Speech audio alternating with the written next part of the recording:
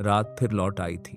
वही बादल, वही बारिश की आहट, वही हवा और वही बेचैनी जो दो अजनबी दिलों में एक साथ जागती थी। आरिज अपने कमरे की बत्ती बुझाकर बिस्तर पर लेटा था, मगर उसकी आंखों में नींद नहीं थी। उसके कान जैसे किसी अनदेखी आवाज का इंतजार कर रहे थे। दिल के अंदर एक सवाल बार बार उठता था, कौन है वो जो बिना मिले भी इतना करीब है।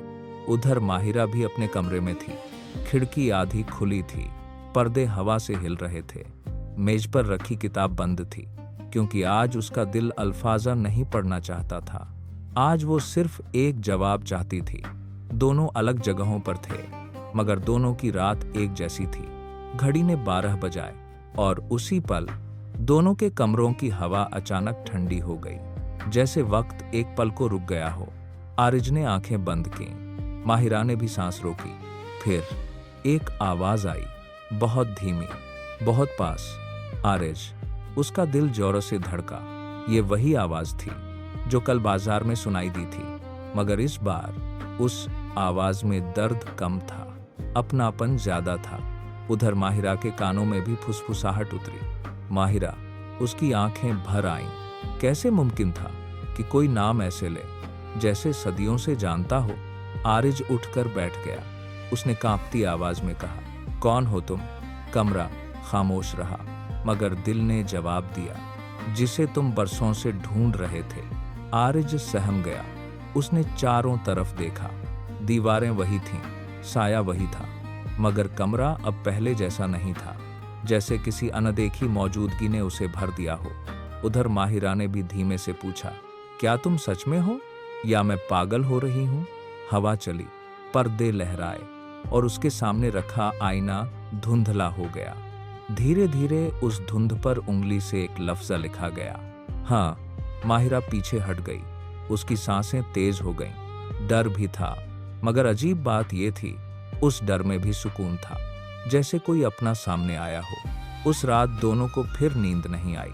आरिज ने अपनी डायरी खोली और लिखा, आज खामोशी ने मेरा नाम लिया और मैं पहली बार अकेला नहीं लगा। माहिरा ने अपनी नोटबुक में लिखा, अगर ये ख्वाब है तो मैं जागना नहीं चाहती। सुबह हुई, मगर दोनों के लिए दुनिया बदल चुकी थी। आरिज ऑफिस पहुंचा। लोग बातें कर रहे थे, कंप्यूटर चल रहे थे, फोन बज रहे थे, मगर उसे हर आवाज के पीछे वही नाम सुनाई देता था। माहिरा बाजार गई। भीड़ थी, रंग थे, शोर था, मगर हर चेहरे में उसे किसी अजनबी की तलाश थी। शाम होते होते बेचैनी और बढ़ गई, जैसे रात ही जवाब लेकर आएगी। और रात आई भी। इस बार बारिश नहीं थी, आसमान साफ था, चांद पूरा था। आरिज छत पर चला गया। माहिरा भी अपनी छत पर आ गई। दोनों ने एक साथ आसमान की तरफ देखा और उसी पल उनकी आंखों के सामने एक ही मंजर उभरा। एक पुरानी हवेली, लंबे गलियारे, दीवारों पर बुझते चराग और बीच में वही लकड़ी का दरवाजा। दरवाजा इस बार खुला था, अंदर से रोशनी आ रही थी। आरिज ने कदम बढ़ाया, माहिरा ने भी। दोनों अंदर दाखिल हुए। कमरे के बीचों बीच एक मेज थी, उस पर 2 खत रखे थे। एक पर लिखा था आरिज, दूसरे पर माहिरा। दोनों ने अपने अपने खत उठाए। हाथ कांप रहे थे, दिल तेज धड़क रहा था। आरिज ने खत खोला। उसमें सिर्फ एक जुमला लिखा था, तुमने बहुत देर कर दी। उधर माहिरा ने अपना खत खोला। उसमें लिखा था, मैं अब भी तुम्हारा इंतजार कर रही हूं। दोनों की आंखें भर आईं। किसने लिखा था ये? कब लिखा था? और क्यों ऐसा लगा जैसे ये अल्फाजा उनके अपने दिल से निकले हों? तभी हवेली की रोशनी बुझने लगी, दीवारें कांपने लगीं, दरवाजा अपने आप बंद होने लगा। आरिज दौड़ा, माहिरा भी भागी।